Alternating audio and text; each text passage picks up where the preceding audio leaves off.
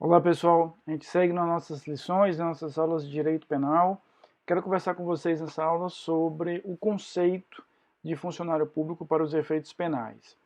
Então, quando o quando o Código Penal define os crimes contra a administração pública, ele resolveu separar as condutas em dois grandes grupos, em duas grandes unidades.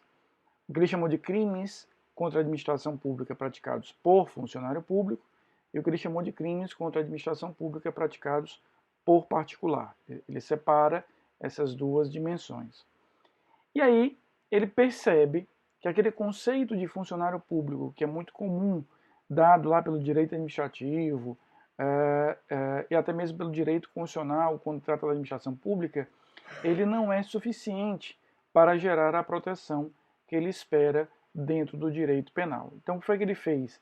Ele definiu de uma maneira autônoma, ele definiu de uma maneira própria o conceito de funcionário público. E ele o faz no artigo 327 do Código Penal. Então, o que nos diz aí o artigo 327? Então, veja, com isso, o que ele pretende? Separar as condutas que são praticadas por funcionário público das condutas praticadas pelo que ele chama de particular e dar uma carga de punição mais elevada para essas condutas praticadas por funcionário, por ele entender que aquele funcionário público, como está mais próximo da administração, como tem mais acesso à administração, ele merece, portanto, uma sanção diferenciada, uma sanção especial. Tá? Então, com base nisso, com base nessa lógica, ele acaba tendo esse tratamento. E aí ele vai conceituar funcionário público nos termos do artigo 327. Eu vou ler agora o 327 e aí daqui a pouquinho a gente conversa sobre os detalhes e as ideias que ele contém. Artigo 327, considera-se funcionário público para os efeitos penais quem, embora transitoriamente ou sem remuneração, exerce cargo, emprego ou função pública. Então, eu vou considerar funcionário público aquele que exerce cargo, emprego ou função, mesmo em caráter transitório e mesmo sem remuneração. Então, aquele que é empregado público, ele é empregado de uma empresa pública, por exemplo, imagine a Caixa Econômica Federal ou outra empresa pública qualquer. Aquele que é um agente que ocupa um cargo, quer seja um cargo em comissão, quer seja um cargo por provimento em concurso.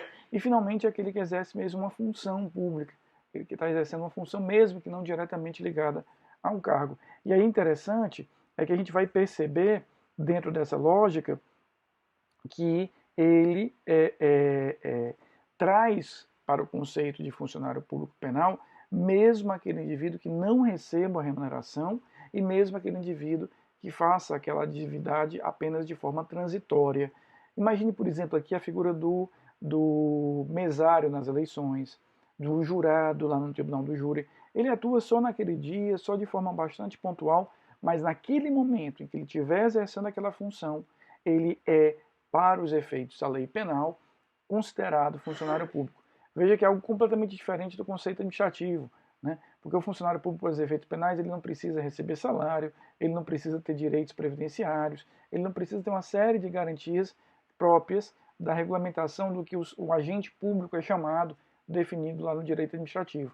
Aqui é qualquer pessoa que tenha um desses vínculos com a administração pública, mesmo que não receba financeiramente por isso, não tenha salário, mesmo que seja algo pontual, de um dia. Aqui a gente pode até considerar, por exemplo, imagina a figura do oficial de justiça ad hoc, aquela pessoa que é nomeada pelo juiz para realizar um ato específico na condição de oficial de justiça ad hoc.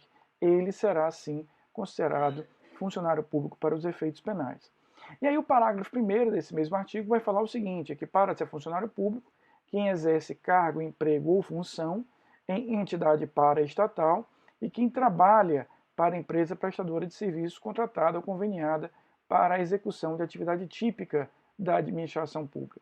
Parágrafo 2º, a pena será aumentada da terça parte quando os autores dos crimes previstos nesse artigo forem ocupantes de cargo em comissão ou de função de direção ou assessoramento de órgão da administração direta, sociedade de economia mista, empresa pública ou fundação instituída pelo poder público. Então, no parágrafo 1º, ele está equiparando a funcionário público para os efeitos penais, alguém que preste serviço, por exemplo, para uma prestadora de serviços, que trabalha para uma prestadora de serviços contratada pelo poder público.